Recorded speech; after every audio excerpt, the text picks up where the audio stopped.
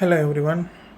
இன்றைக்கி ஒரு சின்ன விஷயம் தான் பார்க்க போகிறோம். என்ன அப்படின்னு பார்த்தீங்கன்னா, எப்படி நம்ம ஸ்போர்ட்ஸு, அப்புறமாட்டி எக்ஸசைஸ், அப்புறம் ஜிம்முக்கு போய் ஃபிட்னஸ் அந்த எக்ஸசைஸ் பண்ணுறது, இதெல்லாம் எப்படி பாடியை ஃபிட்டாக வச்சுக்கிறோமோ, அதே மாதிரி நம்ம மேக்ஸு போடுறது நம்ம மைண்டை ரொம்ப ஃபிட்டாகவே வச்சுக்கிறோம்.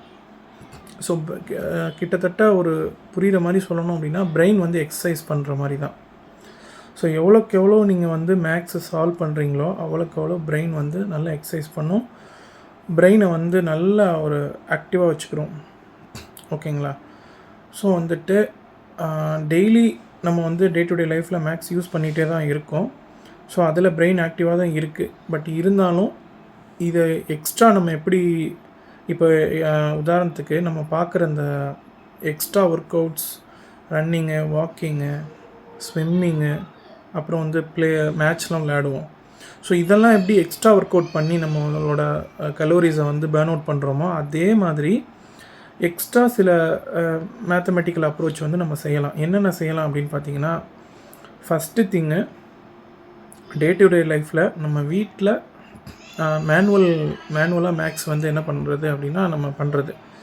எல்லாருமே இப்போ உங்களுக்கே தெரியும், எல்லாருமே கால்குலேட்டர் தான் யூஸ் பண்ணுறோம். ஸோ யாருமே என்ன பண்ணுறதில்ல, லிஸ்ட் அவுட் பண்ணி அடிஷனோ சப்ராக்ஷனோ மல்டிப்ளிகேஷனோ பண்ணுறதில்ல. அதை ட்ரை பண்ணலாம்.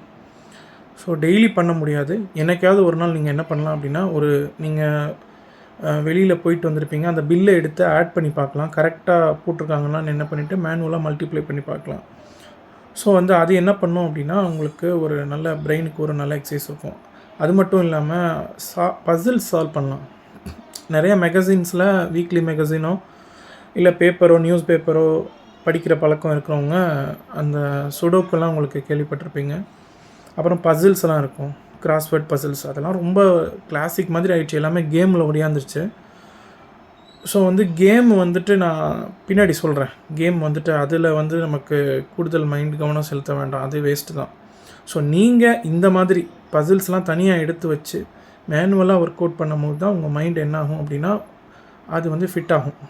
கேம் அப்படின்னு போகும்போது என்ன ஆகும் அப்படின்னா, ஜெயிக்கிறதுன்ற ஒரு தேர்ஸ்டியில் என்ன ஆகும் அப்படின்னா, உங்கள் டைமை ஒரு எக்ஸ்போனென்ஷியலாக கன்சியூம் பண்ணும். ஸோ அதனால் அது நான் அட்வைஸ் பண்ண மாட்டேன். ஓகேங்களா? ஸோ அதனால் பசில் சால்வ் பண்ணுங்கள். இந்த மாதிரி சுடோக்கு இதெல்லாம் சால்வ் பண்ணுங்கள். அப்புறம் மேக்ஸு சின்ன சின்ன சம்ஸு, அதாவது மல்டிப்ளிகேஷன், அப்புறம் ஃப்ராக்ஷன், டெசிமல் மல்டிப்ளிகேஷன், இதெல்லாம் மைண்ட்லேயே கால்குலேட் பண்ணி பாருங்கள். ஸோ இதெல்லாம் எப்படின்னா வீக்லி ஒன்ஸ் அந்த மாதிரி ஒரு ½ அன் ஹவர் அரல்ஸ் ஒரு 15 மினிட்ஸ் ஒதுக்கி என்ன பண்ணுங்கள், செஞ்சு பாருங்கள். உங்களுக்கு ஓரளவுக்கு என்ன ஆகும் அப்படின்னா, எந்த ஒரு பிரச்சனைக்கும் சொல்யூஷன்னு கண்டுபிடிச்சிடலாம். எந்த பிரச்சனையாக இருந்தாலும் நம்ம அதை சால்வ் பண்ணணும், இதுக்கு என்ன சொல்யூஷன், இதை எப்படி பண்ணலாம் அப்படின்ற ஒரு அந்த ஸ்டெப் பை ஸ்டெப் அந்த நிதானம் சொல்லுவோம்ல, நம்ம எமோஷன்ஸில் சொல்லணும்னா இதான் நிதானம். எந்த பிரச்சனை வந்தாலும் நிதானமாக அந்த பிரச்சனையை எப்படி ஹேண்டில் பண்ணணும் அப்படின்னு யோசிக்கிறதுக்கு இந்த மேக்ஸு நம்ம மைண்டையும் மென்டலையும் ரொம்ப ஃபிட்டாக வச்சுக்கிறோம். ஸோ மைண்டை ஃபிட்டாக வச்சுக்கிறதுக்கு இதை நம்ம ட்ரை பண்ணி பார்க்கலாம். Okay, thank you.